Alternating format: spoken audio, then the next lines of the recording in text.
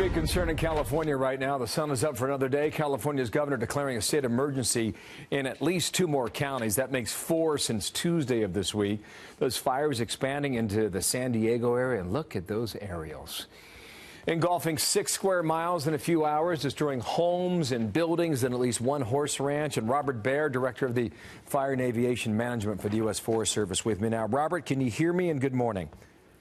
Yes, good morning, Bill. I can hear you. I want to start in Ventura County, just north of L.A. That seems to be the greatest concern now. Is that right?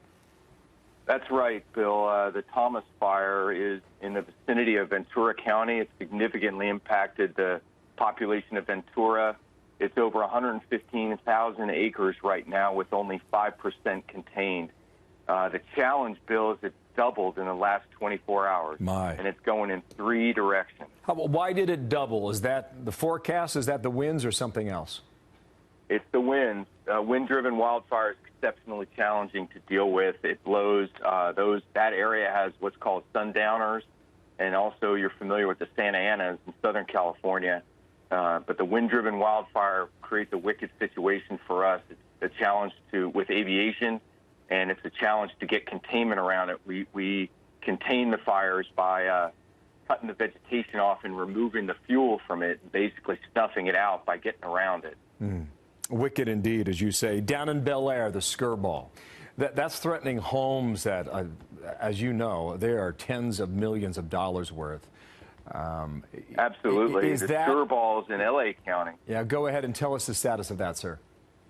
So that's about 19% contained, so they're having some success with that. They have an incident management team there, and there's still a lot of homes threatened. That's in quite a unique area, as you said, kind of in an area adjacent to in the LA basin near Santa Monica, and with an area of wildland within the LA basin, and not on the adjacent outside areas like many of these others. And so that poses a risk to a lot of homes in that area. Yeah, I'm looking at the forecast. I'm told there's no rain in that forecast for at least a week. I don't know if that's right or not, but whether it's true or not, I don't know if it's the rain that's the issue. Granted, you will take a lot of moisture, but it's whether or not you can get the winds to die down that seems to be so apparent now as we look at our first live picture of daybreak in Los Angeles. Robert, answer that.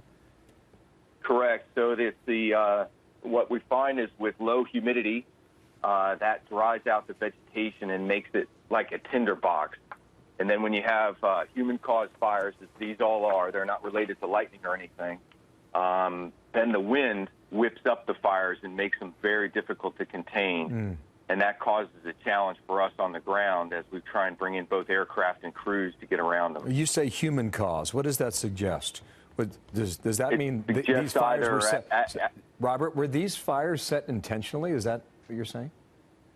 No, we're focused right now. I'm focused on getting containment, getting the crews in there, getting the aircraft in there, and getting the public out of the way. So we're focused on life and safety and protection of the public. Law enforcement's coming in to determine what the cause and origin of these fires were, and that's an activity that's going to go on to make sure that if they were, however they were started, accidental is often the situation. We talk about fire prevention.